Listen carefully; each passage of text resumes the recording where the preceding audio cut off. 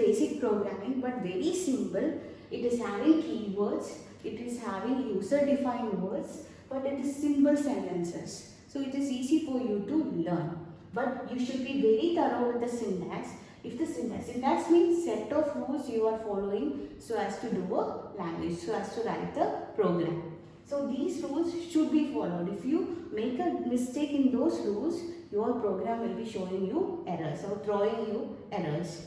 So let us start with the first step. You have to start with this to create a database. So you are having a MySQL client server system installed in your computer.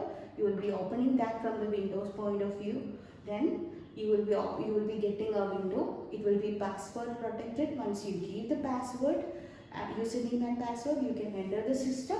And the first step you have to do is you have to make a database. In order to do that, you should have a keyword called create. Then you are going to create a database. So second keyword is database. Then you can give any name. The name is having some condition. It should start with a letter. It shouldn't start with a number. It should be having no space in between. The only special character you can use is underscore, and you shouldn't use any keywords for making a database name or table name or anything. This is the same format you follow in your Python so as to make a identifier or a function name. Same rule, no space, can't start with a number. These are main universally accepted rules for naming anything. So you are naming with those standards, and that is it. Your database will be created. And once a database is created is not enough. In order to use it, you have to use another command called use, where use is the keyword and you are telling which database is to be used. So whatever, for example, you create database student. So a student database is created. You will be getting a message saying create database created. In order to see all the database in the SQL server, you will be writing show databases. So it will be giving you a list of databases. Then after that you can use any of those databases, but we are going to use student database. Then for that you have to give the command use student. Then only that particular student database will be your current database. Then only you can, then after that whatever you do will be done inside that particular student database. Then the next main thing to be made is table. And before starting, let me tell you, this is a phase where you can make a lot of mistakes because it is actually a pretty big statement or command, and it is having so many things to be watched upon, but it's still simple, but it is having many things to be. You should keep an eye on it properly so as to avoid what syntax errors. The first is the create command, then comes table. This comes as a part of keyword. Then you give a table name, then you open a parenthesis.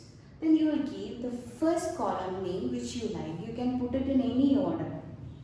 So the first column name you give, you put a space in between, you define which data type you want that particular column to be. For example, you are going for roll number, then roll number should be of type int.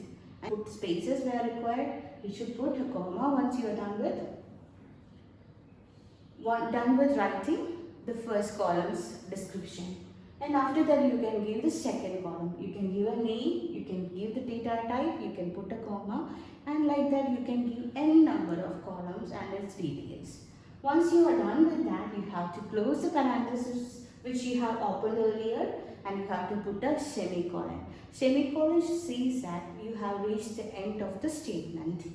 Moving on, for example, let us take you created table students, and here the bracket opens. This is the column name, that is roll number, integer type, and it is having size 3. And you put a comma so as to separate it from other column details. The next column is name. It is of varchar type and it holds a size of 5. So this is a table which is having 2 columns, roll number and name. And you can close the bracket and put semicolon. Once you are done with that, if you want to see all the tables which you are done, you can Show tables will give you the list of all the tables available in your database. In this case, it is student database. It will show all the database. Right now, we have only created one, so it will be only showing what students. Then, creating tables with SQL constraints.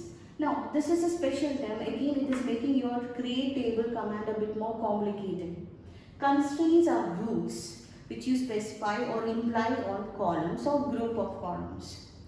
These rules will be taken care when you are entering a value. For example, you might have given passwords.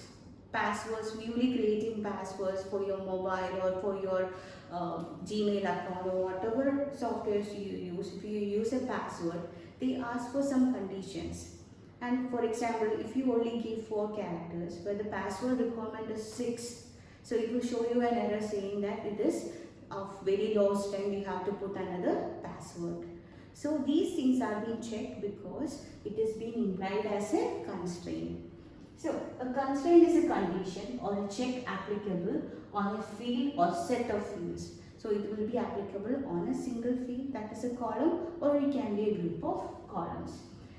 Data constraints are the rules that are defined when the table is created. It is done during the table creation, but later on you are having the opportunity to modify it or add new constraints. If data updation or insertion is violating this particular defined constraints, the database rejects the data. That is, if you are trying to enter a value which doesn't satisfy these conditions, the database will reject the data. So that particular row won't be entered into your table. When a constraint is applied to a single column, it is called a column level constraint. And if you are trying to put it in more than one column, it is called a table level constraint. So if one column is only having the constraint, it's called a column level constraint. And if it is having more than one column, then it is called a table constraint. These are the different constraints. First is primary key. We already know what is a primary key is. Primary keys are those columns which are used to uniquely identify your set of rows. So it is having the condition that it should be not null and it should be having unique values. So in order to create a primary key, you have to specify the primary key constraint. Then comes unique key. Unique key means whatever the content of that particular column is, it shouldn't have any duplicate value. That is, it should be unique. So for that you are using what? Unique key constraint. Then comes not null, that the particular column should never contain a null value. That is not null. Foreign key is that particular column is having a reference in a different table and it follows what the referential integrity which we have discussed in our previous session. Then default value, you can define default value. For example, your class, you are having a column class. If you are not trying to insert a value, it should take a default value term. So this is called default constraint. Then check. If you want to check particular condition, you can put check constraint. For example, if it's an employee table and the salary of every employee should be greater than 5,000, it should keep a check. The only values entered as a salary will be greater than 5,000. Otherwise, the database will be rejecting the content. Here, not null and default constraints are applied only on a single column. Not null and define a column level constraints. All the other ones are having more than, all the others can take more than one column, and that is called table level constraint. Then, create table student. Here we are taking example and we are putting in what? Constraints. So the first case is the student table where S roll number is student roll number. It's of integer type. You can specify the size or you can't. You may not specify the type size. It is fine. And you are specifying it is not null. So whenever you are trying to put a null value into this particular student table, it will reject it. So this is the constraint not null and this is how you write it. Then create table student where student is roll number integer unique. That is, roll number should be always unique. If you give a duplicate value, you will get error. Create table student student, SR number integer not null, S class integer, S main varchar 30, S class default 12. Here you are putting two constraints together in a table where not null is there for SR number, that is student roll number. Also student class is having a default 12. So if you forgot to put a class value, that is 1, 2, 3, whatever the classes is, you forgot to put it, the SQL will put what? 12 by default. Then creating table student, S roll number integer check, what? S roll number greater than 0. So you are only permitted to put roll number values which is greater than 0. That is from 1 only you can put roll number values. Okay.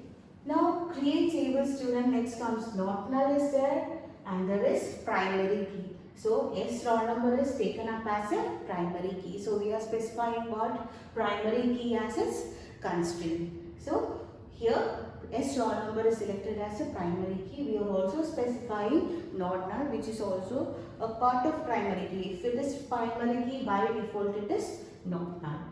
Then comes create table with foreign key. See, it is having it is a teacher's table. So it is going to refer to student table. So whenever there is a foreign key concept, there will be two tables involved. There will be a parent table and a child table, or there will be a, in other words, you can see it as a foreign table or and a primary table. So here teacher table is a foreign table or a child table, and it is referencing to which it is having a foreign key called student ID, and this student ID is being referring to where student table is having a column SID, and in the teacher's table it is student ID. So these two IDs are the same. These are used for what? Referencing between the tables. So it is bringing in referential integrity or a relationship between two tables. So that is the use of foreign key. Then inserting records into an existing table. So once you are done with creating a database, you started using it, so your created database is your current database now. Then after that you made a table, you have added constraints to it. Now you are going to put values into your table. So this is actually a DML command. This is manipulation. So you are putting in content into your table. So insert into command appends a new record to an existing table and initializes it to its desired value. So whatever you put in will be the desired value in the columns. Syntax. Syntax is insert into, you're giving the table name which is already been created, you're giving the columns, the order in which you have to enter the value, you are giving the different column names, comma separated. You can avoid your column name part if you are inserting values in the particular order in which you have created the table. If you are following the same order of creation of table, columns are inserted in the same order, you can avoid this column name part. You can just write insert into table values, give the values. And values, when you are giving the values, numbers, decimals, doesn't need any single quotes or anything like that. But if you are going to insert a character, varchar type, date time, whatever related to date is, you have to put that particular content in single quotes. Otherwise, your SQL server will be throwing error. So, other than numbers, varchar, character, date time, everything should be put inside single quotes, and it should follow the format. And if there is a size specified, it should be inside that size limit. Otherwise, also your particular row, your request will be rejected from SQL server. Then, take an example. You are going to insert into student. The table columns are roll number and name. You are putting it in comma separation. Then you are going for the values.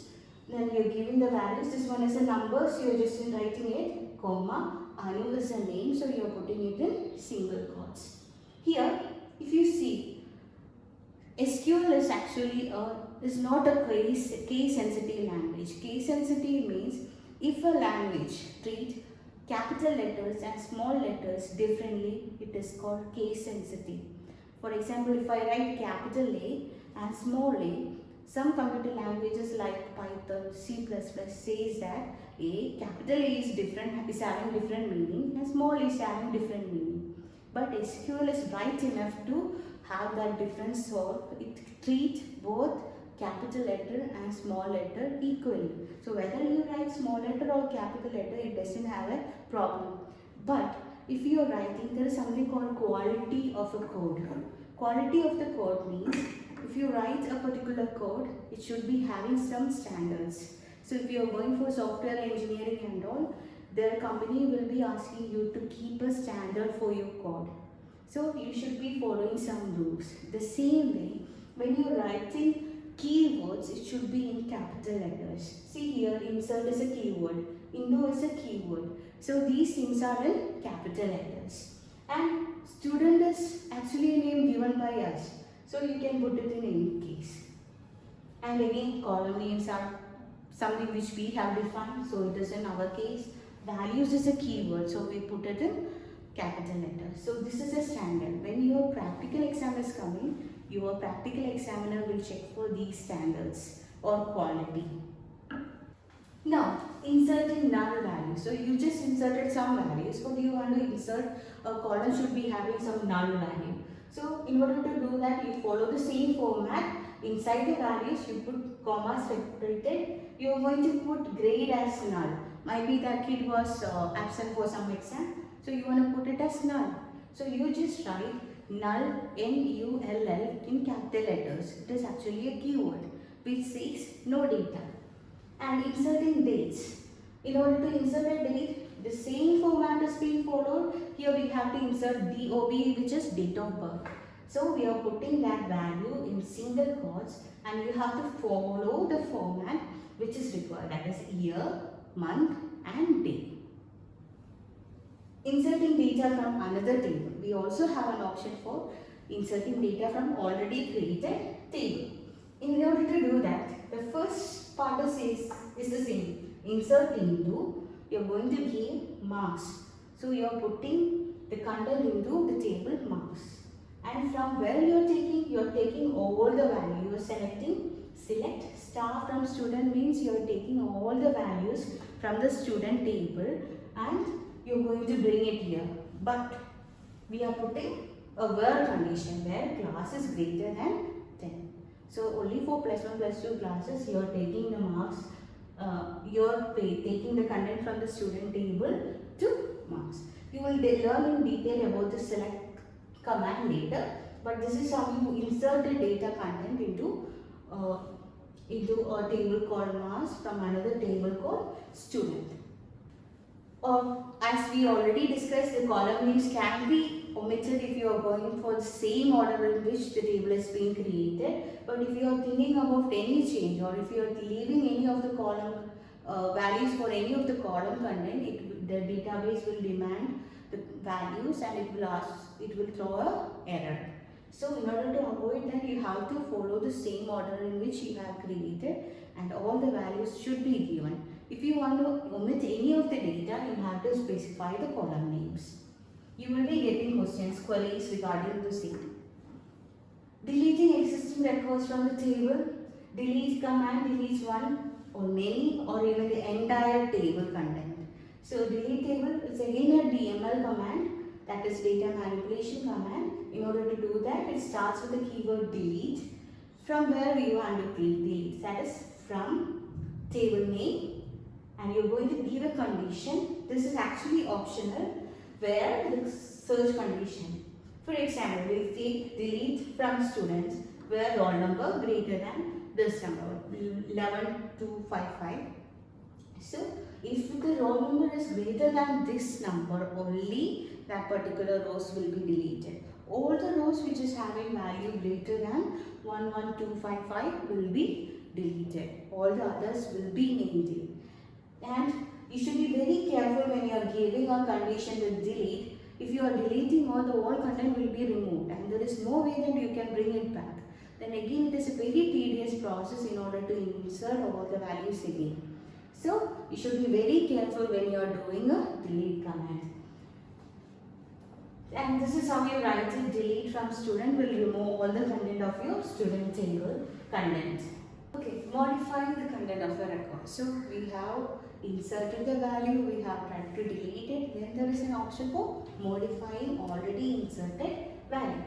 In order to do that, you will use a command called update, and you can update one change or you can do many, or all the records in the table can be updated. So in order to do that, we are having a syntax or rule saying that update table name set column name equal to expression. That is, you are going to update the table and you are going to set a particular value according to the expression, and you can also write comma separated as many updations you want to give, you can do it, and also you can put their condition. That is, according to some condition you can put forth the changes. Example, update, there is a table called customer, and in that there are some columns called first name, last name, date of birth. So there is a table called customer, it is having columns first name, last name and date of birth. So I am going to update the customer table. I am going to set the first name, if name is first name equal to Thomas. But not all the first names are going to be Thomas.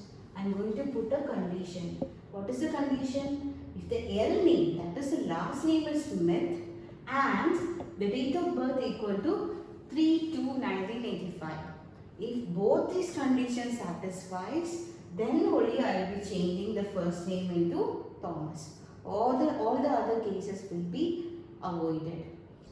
Okay, not only that, you can also do mathematical changes using the column content. Already entered column values can be upgraded or updated. So in that, these are like Thomas is a constant value. You are completely changing the value into a different constant. But you can also go for what? Mathematical operations. For example, you are having a table called loan, and in loan there is a rate column, and you are going to, the bank has decided to change the rate of interest and increase it with 1.5. So there is a rate column, so you are going to set rate, that whatever the content in the rate column will be updated as the rate plus 1.5. So when the previous rate is 10, it will be updated as 11.5. So, and these changes will be permanently made into your table. Selecting data from existing table. Next is, so we have done this creation part, inserted the data, you have updated the data, deleted the data, now you are going to select the data. And this is, select commands are the ones which are having the most mileage. In banks, in your ATMs, everywhere this select commands is being used so as to get the data which is previously available in your bank database. For example, if you are asking for current balance, then it will be requesting a select command. Now moving on, SQL select command is a comprehensive statement used to search or select records from one or more table. You can select from one table or you can choose more than one table.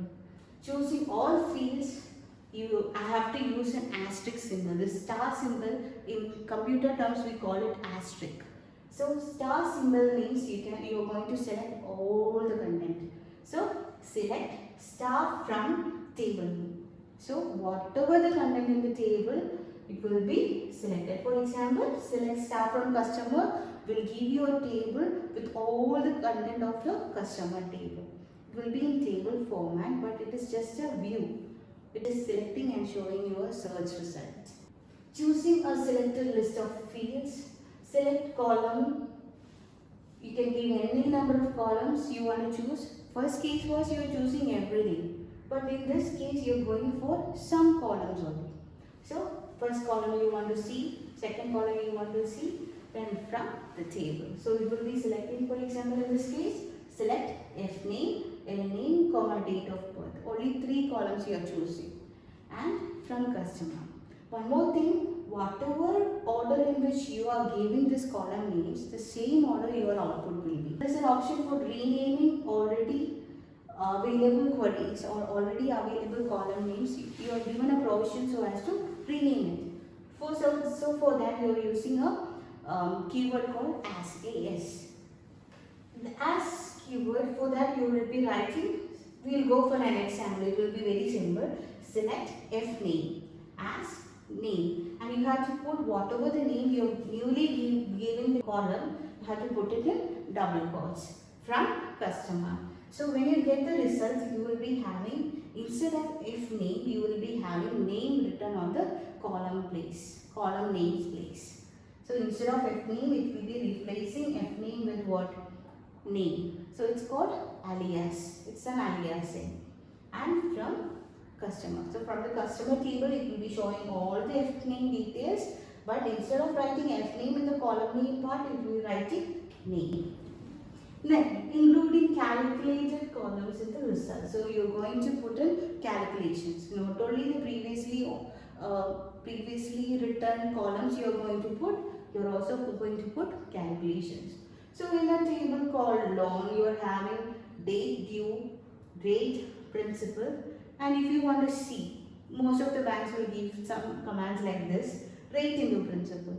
So what it does is, whatever the content of rate is, for each row it will multiply the rate value with the principal and will be displayed with what? Rate into principal part. So when you get the output, you will be having a date due column, will be having a rate column, will be having a principal column, then will be having a rate into principal column, it will be the calculation of what? Rate into principal, and it will be giving the result for all the rows in this particular long table. And you can also put parenthesis. Parenthesis is another name given for brackets. And in maths you put parenthesis in order to put precedence values, like multiplication should be done before addition. These precedence can be managed using parenthesis.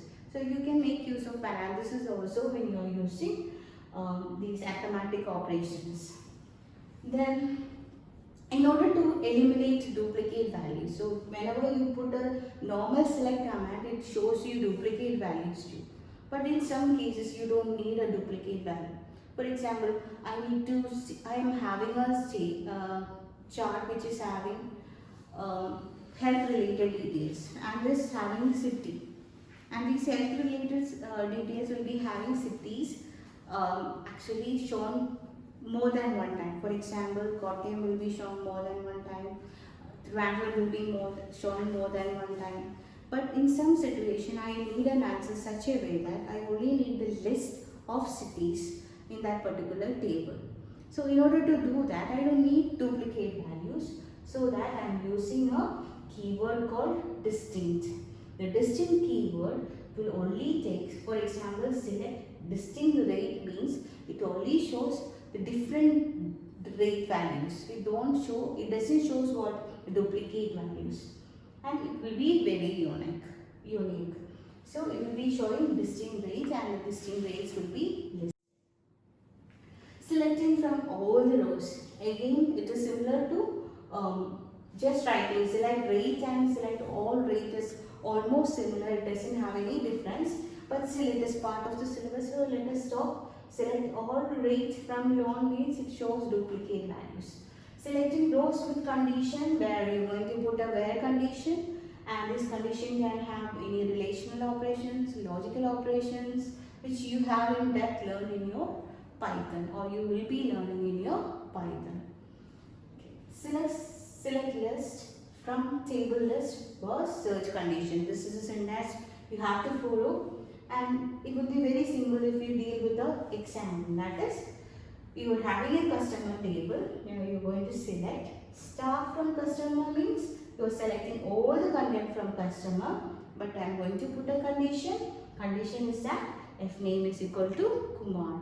So Kumar is a string, so I am going to put it in a single quotes, and equal to sign is a relational operator. So if this condition satisfies, then this particular row will be outputted. So whoever who is having the first name as Kumar, that person's details will be displayed. Possible search conditions, like you use comparison operators like equal to, less than, greater than, not equal to. Not equal to can be put in two ways, exclamation mark and equal to, or you can, angular brackets face to each other. So it is also actually a method of putting not equal to. You are having less than or equal to, greater than and greater than or equal to. Then, so this is an example. So let's start from loan where principal greater than 10,000 means you're having a range of values, but you're going for the principal value which is greater than 10,000. You can also put in range, that is you are going to deal with values which is in a range, that is between 7.5 and 8.5 means it includes the values 7.5 and 8.5.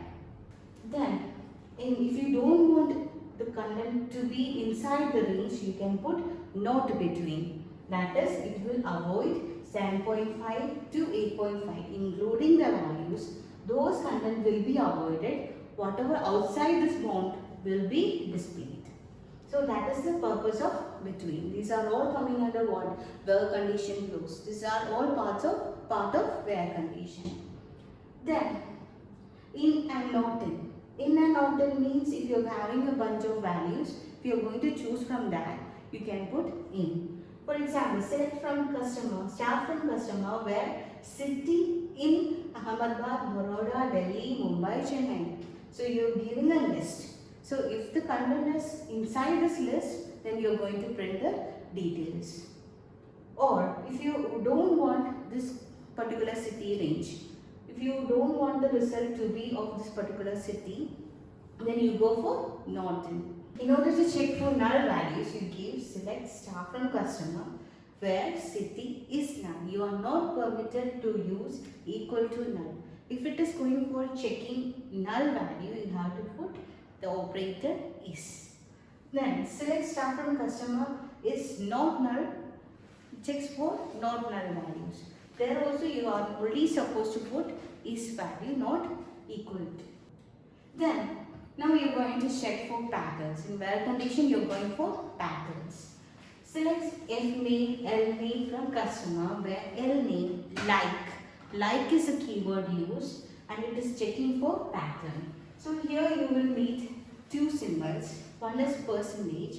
Percentage shows 0 or more occurrence of a character. Underscore is another one which underscore shows one character.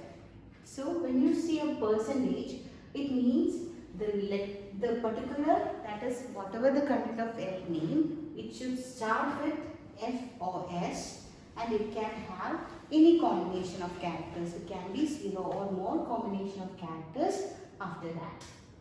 So whatever words starting with, whatever last name starting with F or S will be considered.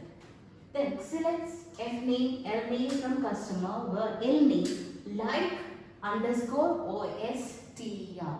Underscore OSTER means before OSTER you can have one character. So it will be checking for this particular pattern. So whatever satisfies this condition, the result will be shown for that particular set of rows. Then we'll go for more example. You can have combinations. Select F name, L name from customer where L name like SAN percentage. That is the name should start with SAN and it can have 0 or more characters after that. And also city, Norton, Baroda and Delhi. So it is going for two different conditions. The where will take two conditions. So if only both the conditions satisfy, you will be getting an answer. Then these are some random examples. AM percentage means the name should start with AM and it can have any number of characters. Percentage, sing percentage means that particular word should have the word sing in that. It can have any number of characters before that or after that. Then percentage A matches any string ending with A. So the last character should be A. Before that we can have anything. Underscore, underscore, underscore means it takes underscore, one underscore takes one character. So 1, 2, 3 only permitted 3 characters. So the particular word should only have 3 exact characters. Then underscore percentage means it should have at least 2 characters, then it can have more than anything, at least. Minimum of 2 characters should be there. So as to show that you are putting underscore percentage. Then underscore G means it is a 4-letter character, 4-letter word, and it is having G as the last character. So this is how the pattern matching happens. Then, in order to view a table which is already been created, in order to see the structure. In the structure we are having the number of columns, different names of the columns, then the data type, then the size, if any constraints are there, those things, these details are actually the structure or the description of a table. In order to do that, in order to get that particular description, you are having 2 different ways of writing the command. One is DESC, it's actually the short form of describe. So either you can write describe or DESC. And describe table name or DESC table name. Both will do. Okay. So you will be getting a table structure where the structure of the particular table will be in detail given.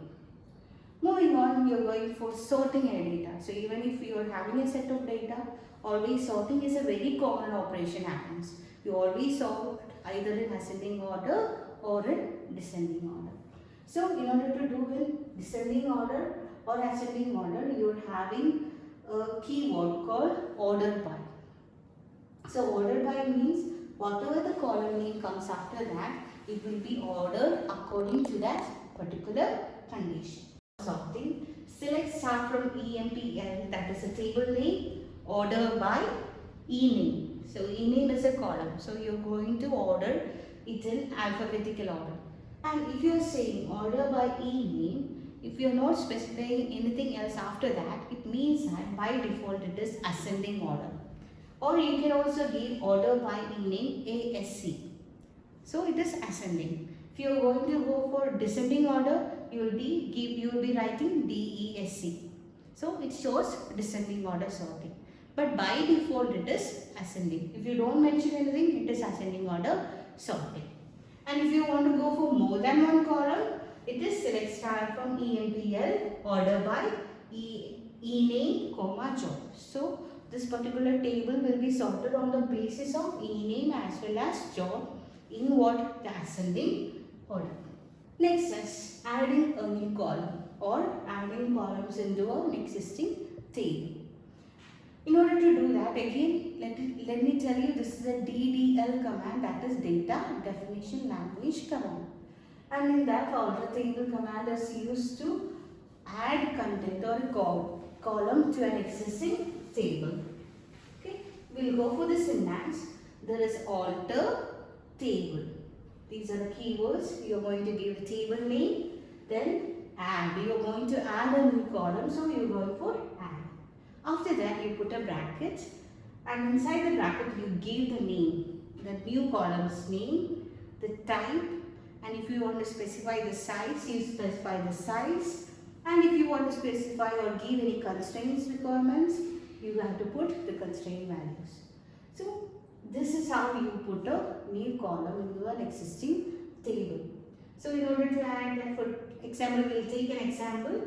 Alter table students add age int, that is a data type of 2 sides, and is going to check the age is greater than 5. So the constraint is also added. This is how you add a new column into an existing table. And if you wish to modify, that is already there is a column, but you are having some problem with the column, you have to change it. What will you do? You use a modify keyword.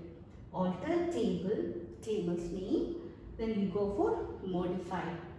And inside the modify constraint, you are going to give the column name, the new data type, whatever change you want to make, new data type and a new size. So this is modification. Already there is a table, you are trying to modify the content.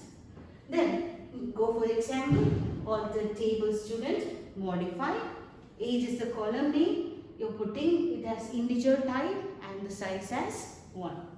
So the change is being made. Alter table, if you want to change the name of the table, change the name of the column. You didn't like the previous name, you're going for a change. So what will you do? You will go for alter table, table name, alter table and all our keywords. Then you use the keyword change. You give the old name, then the new name and the column conditions. So old name should be given, new name should be given. Then whatever change you want to make, you can also add that. Then example is, you're going to change age into s underscore age number 2. Number or integer 2. Now you're going for removing a particular column. So there are not many columns. Now you don't like a column, you are going to delete it or remove it. In order to do that, you are using alter table. Let us take example from the student table. You are using the keyword drop. Drop means delete. Drop primary key, that is constraint. You are going to delete the constraint which you have implemented. You write drop that particular constraint. So if you are dropping primary key, you will be dropping primary. You will be writing drop primary key. Then remove column from the table. Now this remove column. Then you use remove column each. Whatever the column name is, you write remove column each. Second, drop a table. That is, you are going to delete a table completely from the database. In that case, you will be going for drop table, table name. So the entire structure, the entire table will be deleted, and after that you won't be seeing that table again. You won't be able to access the table again. So drop table students will delete the students table completely from the database.